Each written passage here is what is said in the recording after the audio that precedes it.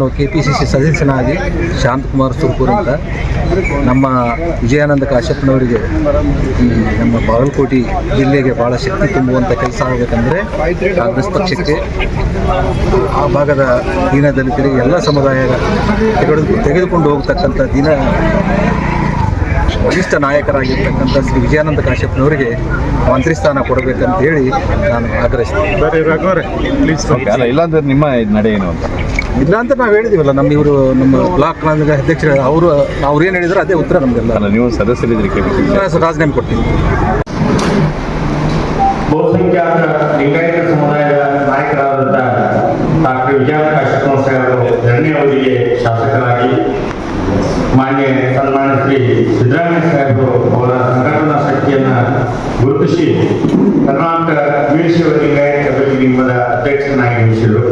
ನಂತರದಲ್ಲಿ ಪ್ರತಿ ಬಾರಿಯೂ ಕೂಡ ಆ ವೀರಶೈವ ಲಿಂಗಾಯತ ಅಭಿವೃದ್ಧಿ ನಿಗಮ ಸ್ಥಾಪನೆಯಾದಾಗಿನೂ ಕೂಡ ಅನುದಾನದ ಕೊರತೆಯಿಂದ ನಲುಗುತ್ತಿತ್ತು. ಪ್ರತಿ ಬಾರಿ ಕೂಡ 300ಕ್ಕೂ ಹೆಚ್ಚು ಕಳೆದ 2 ವರ್ಷಗಳಲ್ಲಿ ಅನುದಾನವನ್ನು ಪಡಿತಕ್ಕಂಥ ಕಾರ್ಯವನ್ನು ನಮ್ಮ ಸನ್ಮಾನ್ಯ ಶ್ರೀ ವಿಜಯಾನಂದ ಕಾಶ್ಯಪ್ನವರ ಸಾಹೇಬರು ಮಾಡಿದ್ದಾರೆ.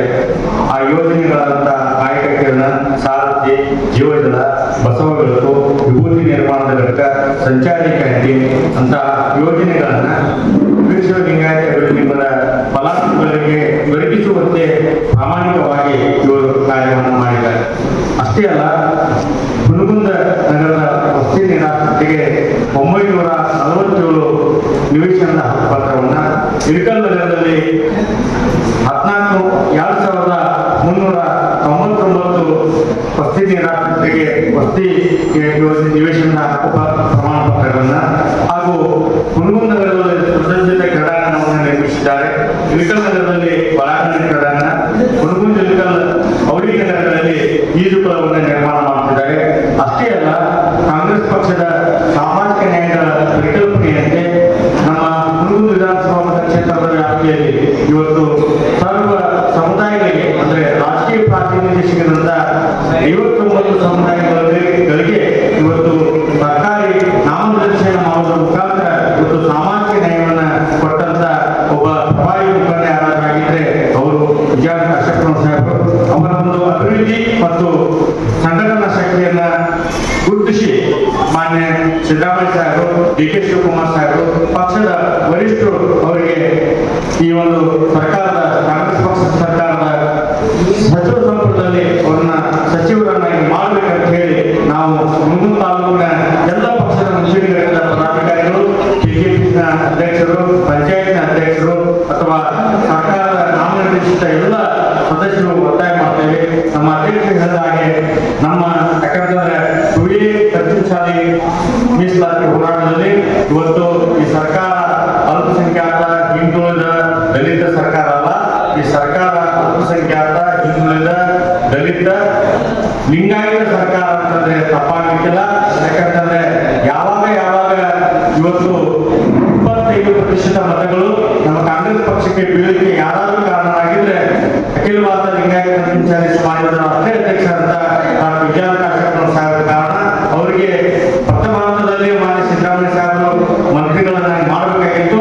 ಅವರ ಒಂದು ಸಂಘಟನೆಯನ್ನು ಗುರುತಿಸಿ ಲಿಂಗಾಯತ ಸಮುದಾಯದ ವೀರಶೈವ ಅಭಿವೃದ್ಧಿ ನಿಗಮಕ್ಕೆ ಅಧ್ಯಕ್ಷರನ್ನಾಗಿ ಮಾಡಿ ಇವತ್ತು ಲಿಂಗಾಯತ ಸಮುದಾಯದ ನಾಯಕನನ್ನಾಗಿ ಹೊರಬರುವಂತೆ ಮಾನ್ಯ ಸಿದ್ದರಾಮಯ್ಯ ಸಾಹೇಬರು ಮಾಡಿದ್ದಾರೆ. ಅಷ್ಟೇ ಅಲ್ಲ, ಮೀಸಲಾತಿ ವಿಷಯದಲ್ಲಿ ಸನ್ಮಾನ್ಯ DK ಶಿವಕುಮಾರ್ ಸಾಹೇಬರು ನಮ್ಮ ಪಕ್ಷದ ಪ್ರಣಾಳಿಕೆಯಲ್ಲಿ ಮೀಸಲಾತಿ ಹೆಸರದ ಬಗ್ಗೆ ಕೂಡ ಮಾತಾಡಿದ್ದಾರೆ.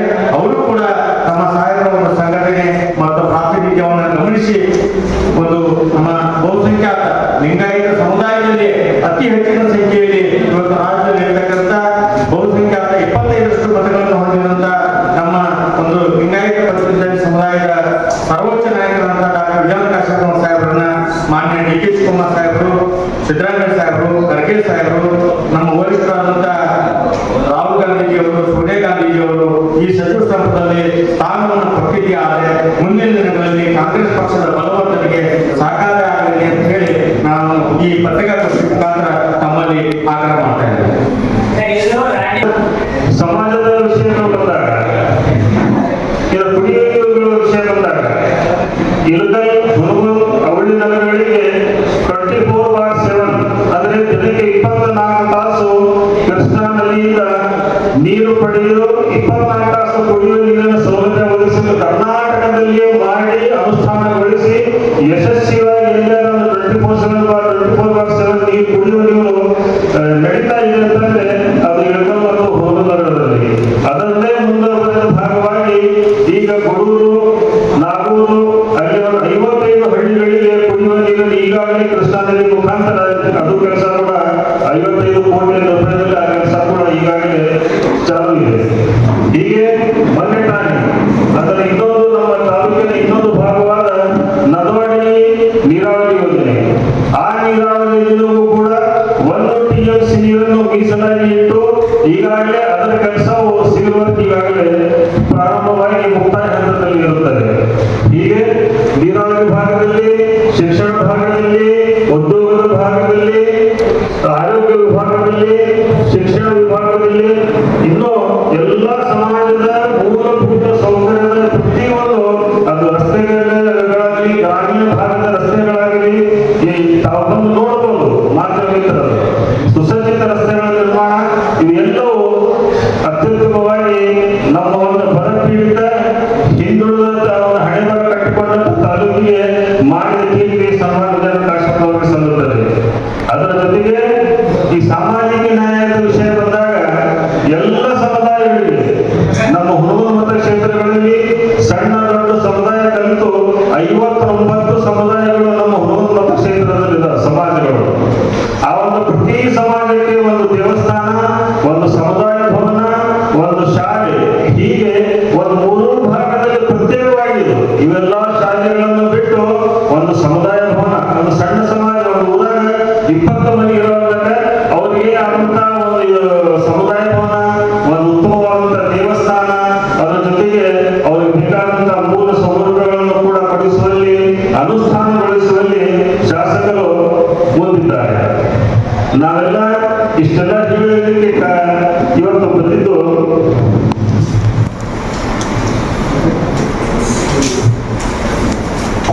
ಈ ಮುಂದಿನ ದಿನಗಳಲ್ಲಿ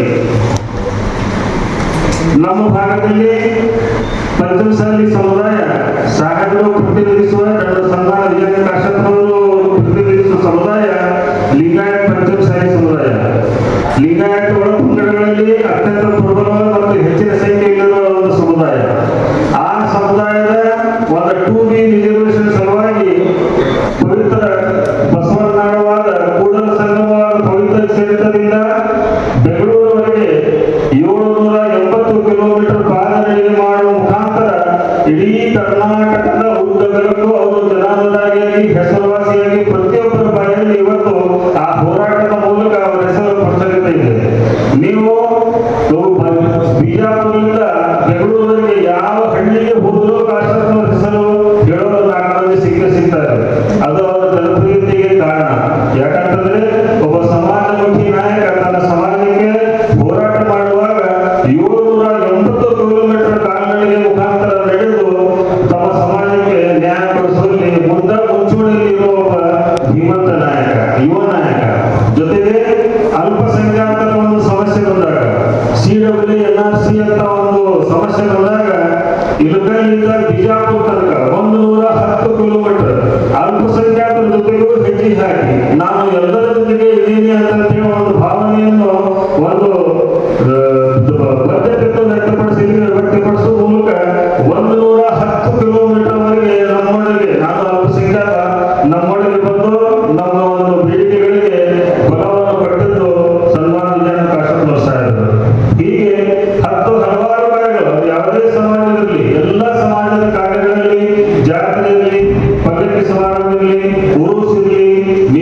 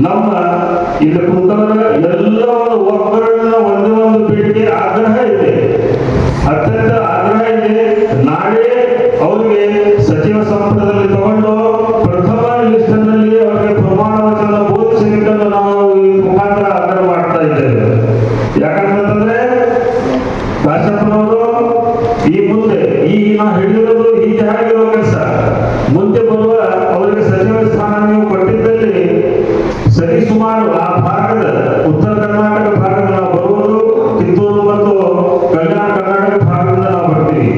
ನಮ್ಮ ಭಾಗದಲ್ಲಿ ಕಾಂಗ್ರೆಸ್ ಪಕ್ಷಕ್ಕೆ ಒಂದು ಯುವ ನಾಯಕತ್ವ ಬೇಕಾಗಿದೆ. ಎಲ್ಲಾ ಕಡೆ ಅಡ್ಡಾಡಿ ಎಲ್ಲಾ ಜನರ ಸಮಸ್ಯೆಯನ್ನು ಕೇಳಿ ಎಲ್ಲಾ ಪಕ್ಷದ ಒಂದು ಸಿದ್ಧಾಂತವನ್ನು ಗಟ್ಟಿಯಾಗಿ ಹೇಳುವ ಯಾವ ಒಬ್ಬ ನಾಯಕ ಅಂತಂದ್ರೆ ಡಾಕ್ಟರ್ ವಿಜಯನಂದ ಕಾಶಪ್ಪನವರು ಸರ್. ಅವರ ಕಾರ್ಯವೈಖರಿಗೆ, ಅವರ ಕೆಲಸ ಮಾಡುವ ಸ್ಪೀಡ್ಗೆ, ವೇಗಕ್ಕೆ ಹುನೂರು ಮತಕ್ಷೇತ್ರ ಒಂದಕ್ಕೆ ಕಟ್ಟಿ ಹಾಕಿದಂಗಾಗಿದೆ ಅವರಿಗೆ ಕೇವಲ. ಆದ ಕಾರಣ ನಾವು ಪಕ್ಷದ ಗೌರವಾನ್ವಿತ ಹೈಕಮಾಂಡ್ನಲ್ಲಿ ರಾಜ್ಯದ ನಮ್ಮ ಮುಖ್ಯಮಂತ್ರಿಗಳಾದ ಸನ್ಮಾನ್ಯ ಸಿದ್ದರಾಮಯ್ಯ ಸಾಹೇಬರು ನಾಳೆ ಮುಖ್ಯಮಂತ್ರಿಯಾಗಿ ಪ್ರಮಾಣ ವಚನ ಸ್ವೀಕಾರ ಮಾಡಲಿರುವ ಡಾಕ್ಟರ್ ನಮ್ಮ ಡಿ.ಕೆ. ಶಿವಕುಮಾರ್ ಸಾಹೇಬರಲ್ಲಿ ಮುಖಮಿ ಮನವಿ ಮಾಡ್ತಾ ಇದ್ದೇವೆ.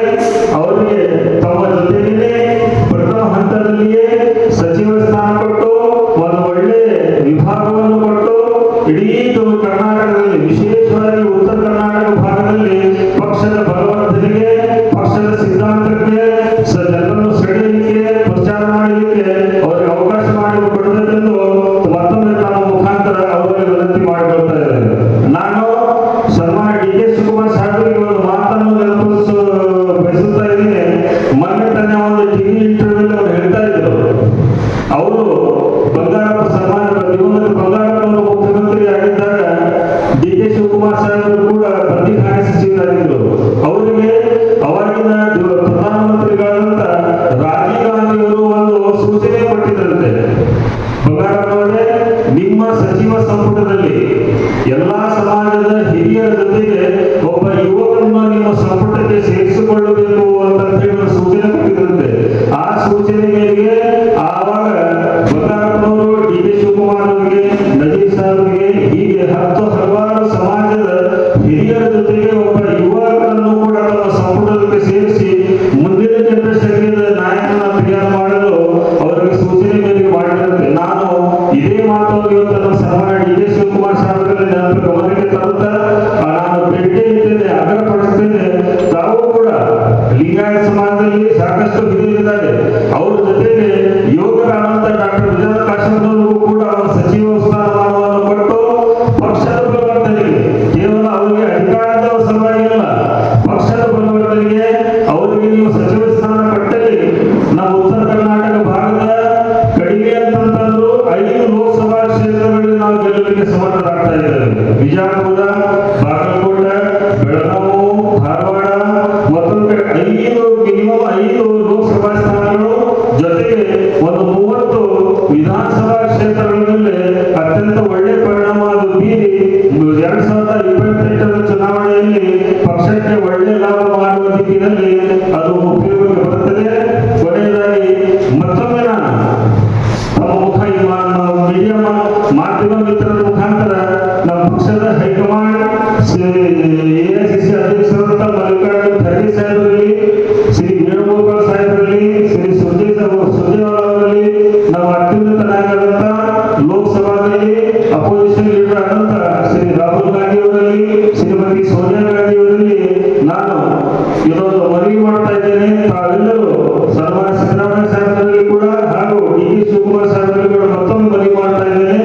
ನಾವು ಇಲ್ಲಿವರೆಗೆ ಹೇಳಿದ ಎಲ್ಲ ಅಂಶಗಳು ಇನ್ನೂ ಸಾಕಷ್ಟು ಹೇಳುವುದಿದೆ. ಇದು ಪತ್ರಿಕಾಗೋಷ್ಠಿ ಇಲ್ಲ, ಇನ್ನು ಸಾಕಷ್ಟು ಅಂಶಗಳು ಹೇಳಲಿದೆ. ಈ ಪತ್ರಿಕಾ ಇದನ್ನು ನಾವು ಕೊಡ್ತಾ ಇದ್ದೀವಿ. ತಾವೆಲ್ಲವನ್ನು ಗಮನಿಸಿ ಪಕ್ಷದ ಫ್ಯೂಚರ್ ಕೂಡ ಮುಂಬರುವ ದಿನಗಳನ್ನು ಪಕ್ಷದ ಒಂದು ಉದ್ಧಾರಕ್ಕಾಗಿ, ಪಕ್ಷದ ಬಲವರ್ಧನೆಗೆ ಎಲ್ಲ ಸಮುದಾಯಗಳನ್ನು ತಮ್ಮೊಳಗೆ ಒಯ್ಯುವಂತ ಯಾವುದೇ ನಾಯಕ ಉತ್ತರ ಕರ್ನಾಟಕದಲ್ಲಿ ಯುವ ನಾಯಕ ಇದ್ದಾರೆ ಅಂತಂದ್ರೆ ಅದು ಸನ್ಮಾನ್ಯ ಡಾಕ್ಟರ್ ವಿಜಯನಂದ ಕಾಶಪ್ಪನವರು ಸಾಹೇಬರು. ಅವರಿಗೆ ಸಚಿವ ಸ್ಥಾನವನ್ನು ಕೊಟ್ಟು ನಾಳೆ ನಿಮ್ಮ ಜೊತೆಗೇನೆ ಅವರಿಗೆ ಕೂಡ ಪ್ರಮಾಣ ವಚನವನ್ನು ಸ್ವೀಕಾರ ಮಾಡುವ ಅವಕಾಶ ಮಾಡಿಕೊಡ್ತೀರಿ ಎಂದು ನಾವು ನಂಬಿದ್ದೇವೆ. ಕೊನೆಯದಾಗಿ ಒಂದು ವೇಳೆ ಇದು ನಮ್ಮ ಕಾರ್ಯಕರ್ತರಲ್ಲಿ ಒಂದು ವೇಳೆ ಅವರಿಗೆ ಸಚಿವ ಸ್ಥಾನ ಸಿಗದೇ ಇದ್ದಲ್ಲಿ ನಾವು ಬೂತ್ ಮಟ್ಟದಿಂದ ಹಿಡ್ಕೊಂಡು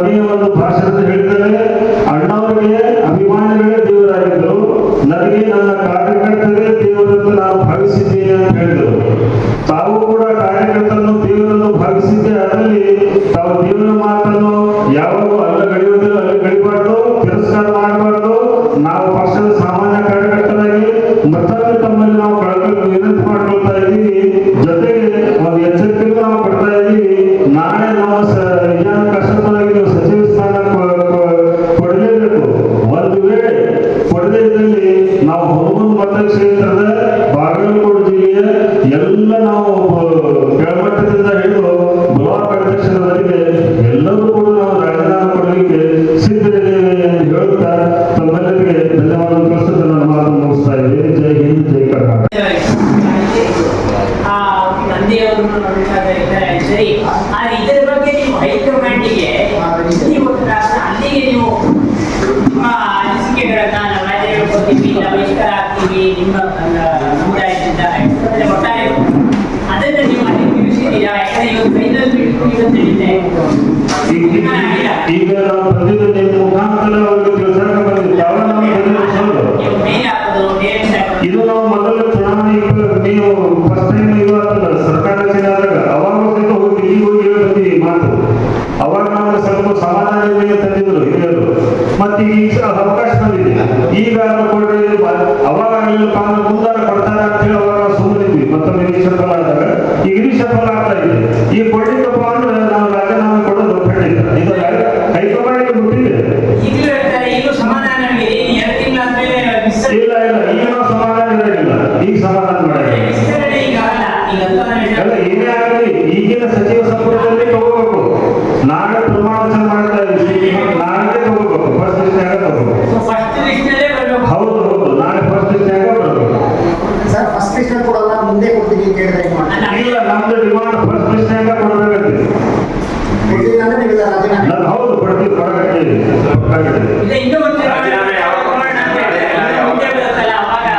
ನಾವು ಒಮ್ಮೆ ನಮ್ಮ ಹಿರಿಯರ ಮೇಲೆ ವಿಶ್ವಾಸ ಮಾಡಿದ್ವಿ 2023 20 ಅವಕಾಶ ಇಲ್ಲ, ಈಗ ಕೊಡ್ಲೇಬೇಕು. ಮುಂದೆ ಕೊಡ್ತೀನಿ ಅಂತ ನಾವು ಕೇಳಿಲ್ಲ, ಈಗ ಕೊಡ್ಲೇಬೇಕು. ಇದು ನಮ್ಮ ಡಿಮಾಂಡು, ನಮ್ಮ ಹಕ್ಕು, ನಮ್ಮ ಹಕ್ಕೊತ್ತಾಯ. ಏನ್ರಿ ಒತ್ತಡ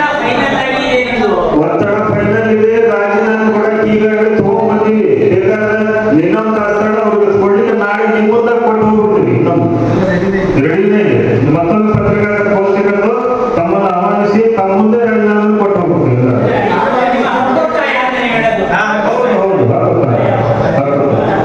ನಾಳೆ ಮುಖ್ಯಮಂತ್ರಿಗಳ ಜೊತೆ ವಿಜಯಾನಂದ ಕಾಶಪ್ಪನವರು ಮಂತ್ರಿಯಾಗಿ ಪ್ರಮಾಣ ವಚನ ಸ್ವೀಕರಿಸಿದ್ದಾರೆ. ಮರುಕ್ಷಣನೇ ನೀವು ಈ ತಾಲೂಕಿನ ಕ್ಷೇತ್ರದ ಜನ ರಾಜೀನಾಮೆ ಕೊಡ್ತಾರೆ. ರಾಜೀನಾಮೆ ಕೊಡ್ತೀವಿ, ಖಂಡಿತ ಖಂಡಿತ. ಎರಡು ಮಾತು ಮತ್ತೆ ಎಂತೋ ಹೇಳ್ತೀನಿ. 2028ರಲ್ಲಿ ಕಾಂಗ್ರೆಸ್ ಪಕ್ಷಕ್ಕೆ ಅಲ್ಪಸಂಖ್ಯಾತರು ಬಹಿಷ್ಕಾರನೂ ಹಾಕಿ ಅನ್ನೋದು ಮುಟ್ಟಿಸ್ತೀವಿ. ಜವಾಬ್ದಾರಿ ಚೆನ್ನಾಗಿ ಹೇಳ್ತಾ ಇದ್ದೀನಿ. ನಾನು ಏನಿದ್ದೀರ ನಾನು ಹೇಳಿದ್ದೀನಿ. ಮಸೀದಿ ಚೇರ್ಮನ್ ಇದ್ದೀನಿ, 11 ಸದಸ್ಯರು ಇದ್ದೀನಿ, ಜಿಲ್ಲಾ ಅಧ್ಯಕ್ಷನಿದ್ದೀನಿ. ನಮ್ಮ ಸಮುದಾಯ ಬಹಿಷ್ಕಾರ ಆಗೋದು ಅಂದ್ರೆ ತಟಸ್ಥವಾಗಿ ಕೊಡ್ತಾರೆ, ಬಹಿಷ್ಕಾರ ಮಾಡಿ ಕಾಂಗ್ರೆಸ್ ಪಕ್ಷ ಸಚಿವ ಸ್ಥಾನ ಕೊಡಲಿಕ್ಕೆ ಬಹಿಷ್ಕಾರ ಮಾಡೋ ಪಕ್ಕ.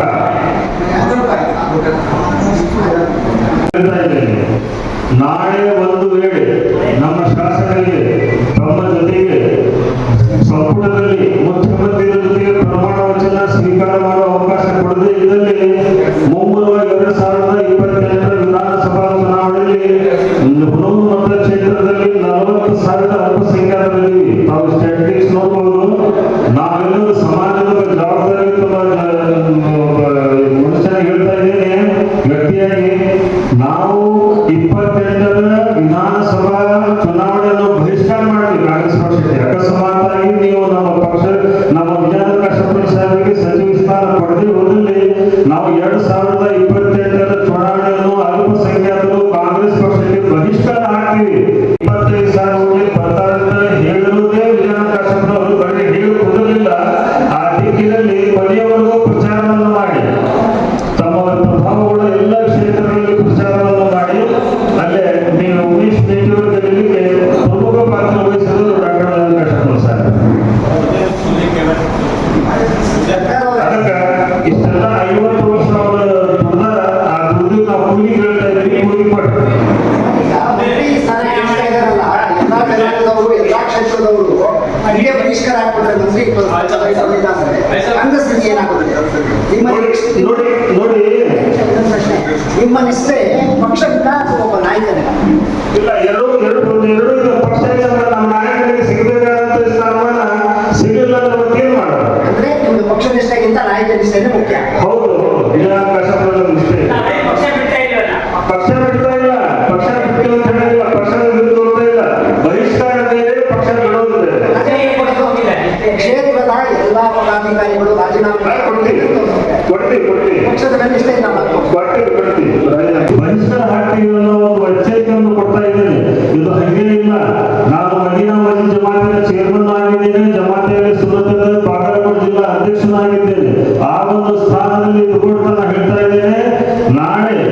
ನೀವು ನಿಮ್ಮ ಜೊತೆಗೆ ನಮ್ಮ ಸಾಹೇಬರನ್ನು ವಿಜಯನಗರ ಕಾಶಪ್ಪನ ಸಾಹೇಬರನ್ನು ಸಚಿವರನ್ನಾಗಿ ತಾವು ಪ್ರಮಾಣ ವಚನ ಬೋಧಿಸಬೇಕು. ಒಂದು ವೇಳೆ ಅವರಿಗೆ ಸಚಿವ ಸ್ಥಾನ ಕೊಡದೆ ಹೋದಲ್ಲಿ 28ರ ವಿಧಾನಸಭಾ ಚುನಾವಣೆಯಲ್ಲಿ ತಾವು ಅಲ್ಪಸಂಖ್ಯಾತರ ಒಂದು ಬಹಿಷ್ಕಾರವನ್ನು ಎದುರಿಸಬೇಕಾದಂತಹ ಪರಿಸ್ಥಿತಿ ಬರುತ್ತದೆ ಎನ್ನುವ ಎಚ್ಚರಿಕೆಯೊಂದಿಗೆ ಮತ್ತೊಮ್ಮೆ ನಾವೆಲ್ಲರೂ ಗ್ಯಾರಂಟಿ ಸಮಿತಿಯ ಅಧ್ಯಕ್ಷರಾಗಿ ಎಲ್ಲರೂ ಕೂಡ ರಾಜೀನಾಮೆ ಕೊಡಲಿಕ್ಕೆ ಈಗಾಗಲೇ ನಾವು ತಿಳಿದಿದ್ದೇವೆ. ಈಗ ಅವರು ಸಮಾಜದ ಪರವಾಗಿ ಹಿರಿಯರು ಮಾತಾಡ್ತಾ ಇದ್ದಾರೆ. ಎಲ್ಲ ಪತ್ರಿಕಾ ಪ್ರತಿನಿಧಿಗಳ ಅಂತರಾತ್ಮಕ್ಕೆ ಶರಣ ಶರಣಾರ್ಥಿ. ನಾನು ಮಲ್ಲನಯ್ಯ, ಮಾಜಿ ಪ್ರಧಾನ ಜಿಲ್ಲಾ ಕಾಂಗ್ರೆಸ್ ಅಧ್ಯಕ್ಷ 22 ವರ್ಷ, ಈಗ ಜಿಲ್ಲಾ ಉಪಾಧ್ಯಕ್ಷ ಹಾಗೂ ಬಾಗಲಕೋಟ್ ಕೋಆರ್ಡಿನೇಟರ್. ನಮ್ಮ ಬೇಡಿಕೆ ಏನಂದ್ರೆ, ನಮ್ಮ ಹುಣಗುನ್ ಮತಕ್ಷೇತ್ರ ಶಾಸಕರಾದ ವಿಜಯಾನಂದ ಕಾಶಪ್ಪನವರವರಿಗೆ ಮಂತ್ರಿ ಸ್ಥಾನ ನೀಡಬೇಕು ಈ ವನ್ಯ ಅವಧಿಗೆ ಅಂತೇಳಿ ನಾವೆಲ್ಲರೂ ಈಗ ಹುಣಗುಂದ ಇಲ್ಕಲ್ ಭಾಗದಿಂದ ಹಾಗೂ ಬಾಗಲಕೋಟೆ ಜಿಲ್ಲೆಯಿಂದ ಸುಮಾರು 152 ಜನ ಇಲ್ಲಿ ಬಂದದ್ದು ತಮ್ಮ ಮುಖಾಂತರ ಈಗ ವಿನಂತಿ ಮಾಡ್ತಿದ್ದೇವೆ. ಸಮಾಜ ನ್ಯಾಯದ ಅಧಿಕಾರ ಹಂಗಾಮಿ ಮುಖ್ಯಮಂತ್ರಿಗಳಾದ ಮಾನ್ಯ ಶ್ರೀ ಸಿದ್ದರಾಮಯ್ಯ ಸಾಹೇಬರು ವಿಶ್ವಗುರು ಬಸವಣ್ಣನವರನ್ನು ಸಾಂಸ್ಕೃತಿಕ ನಾಯಕರನ್ನಾಗಿ ಘೋಷಣೆ ಮಾಡಿದ ನಂತರ ಕೂಡಲ ಸಂಘದಲ್ಲಿ ಬಸವಾದಿ ಶರಣರ ವೈಭವ ಕಾರ್ಯಕ್ರಮವನ್ನು ನೆನಪಿಕೊಂಡಾಗ ಈ ಕಾರ್ಯಕ್ರಮ ಯಶಸ್ವಿಗೊಳಿಸಾಕ ನಮ್ಮ ಶಾಸಕರಾದ ವಿಜಯಾನಂದ ಕಾಶಪ್ಪನವರು ನಾಗಂಡ ಬಸವತತ್ವ ಪ್ರಚಾರಕರ ಮಹಾಂತ ಜೋಳಿಗೆ ಹರಿಕಾರವಾದ ಲಿಂಗಾಯತ ಡಾಕ್ಟರ್ ಮಹಾಂತ ಅಪ್ಪಳವರ ಜನ್ಮದಿನವನ್ನು ಸರ್ಕಾರದ ವ್ಯಸನ ಮುಕ್ತ ದಿನಾಚರಣೆ ಘೋಷಣೆ ಮಾಡಲು ಕಾಶಪ್ಪನವರ ಪಾತ್ರ ಬಹಳ ದೊಡ್ಡದು. ಅದೇ ರೀತಿ ಅಖಂಡ ಬಿಜಾಪುರ ಜಿಲ್ಲೆಯೊಳಗ ನಮ್ಮ ಕಾಶಪ್ಪನವರ ಮನೆತನ ಯಾವ ರೀತಿ ಕಾಂಗ್ರೆಸ್ ಪಕ್ಷಕ್ಕೆ ಸೇವೆ ಮಾಡಿದೆ ಅನ್ನೋದು ತಮಗೆಲ್ಲರಿಗೂ ತಿಳಿದ ವಿಷಯ. ಈಗ ಇವರು ನಮ್ಮ ಸಮಾಜದಿಂದ ವೀರಶೈವ ಪದ್ಮಸಾಲಿ ಸಮಾಜದ ಭಾಗಿಗಳು ಭಾಗಿಯಾಗಿದ್ದು ನಮ್ಮ ಅಧ್ಯಕ್ಷರು ನಮ್ಮ ಅಂಬರೀಶ್ ನಾಗೌಡ ಅವರು ತಿಳಿಸ್ಬಿಡ್ತಾರೆ. ಅದರೊಳಗೆ ಶ್ರೇಷ್ಠರು ಈ ನಮ್ಮ ಪದ್ಮಸಾಲಿ ಸಮಾಜಕ್ಕೆ ಸಿಗಲಾಕ ಪ್ರೇರಕ ಶ್ರೇಷ್ಠ ಕೈಗ ಅದು ನಮ್ಮ ವಿಜಯಾನಂದ ಕಾಶಪ್ಪನವ್ರಿಗೆ ಅಂತೇಳಿ ನಾವು ಗಟ್ಟಿಯಾಗಿ ಹೇಳ್ತೀವಿ. ಗಟ್ಟಿ ಧ್ವನಿ, ನಿಷ್ಠುರ ಮಾತು, ನೇರ ನುಡಿಯಿಂದ ನಮ್ಮ ವಿಜಯಾನಂದ ಕಾಶಪ್ಪನವರು ನಮ್ಮ ಮೀಸಲಾತಿಗಾಗಿ ಸಾಕಷ್ಟು ಹೋರಾಟ ಮಾಡ್ಯಾರ. ಆಮೇಲೆ ಕಾಂಗ್ರೆಸ್ ಪಕ್ಷಕ್ಕೆ ಬಂದಾಗ ಕಾಂಗ್ರೆಸ್ ಕಡೆಗೆ ಕೃಷ್ಣೇರಿ ಕಡೆಗೆ ಅನ್ನೋ ಪಾದಯಾತ್ರೆಯೊಳಗ, ಬಳ್ಳಾರಿ ಪಾದಯಾತ್ರೆಯೊಳಗ, ಈ ಹೇಳಿದ್ರು ಅಲ್ಪಸಂಖ್ಯಾತ ಪಾದಯಾತ್ರೆಯೊಳಗ ಸಾಕಷ್ಟು ಶ್ರಮಜೀವಿಗಳು ನಮ್ಮ ವಿಜಯಾನಂದ ಕಾಶಪ್ಪನವರು. ಅದೇ ರೀತಿ ವಿಜಯಾನಂದ ಕಾಶಪ್ಪನವರು ನಮ್ಮ ಈ ವೀರಶೈವ ಲಿಂಗಾಯತ ಮಠಗಳ ಸುಮಾರು 3,000 ಮಠಗಳೊಂದಿಗೆ ಅತಿ ಅನ್ಯೋನ್ಯ ಪ್ರೀತಿಯ ಭಕ್ತಿಪೂರ್ವಕ ಪಾತ್ರಗಳನ್ನು ಬೆಳೆದವರಾಗಿದ್ದಾರೆ.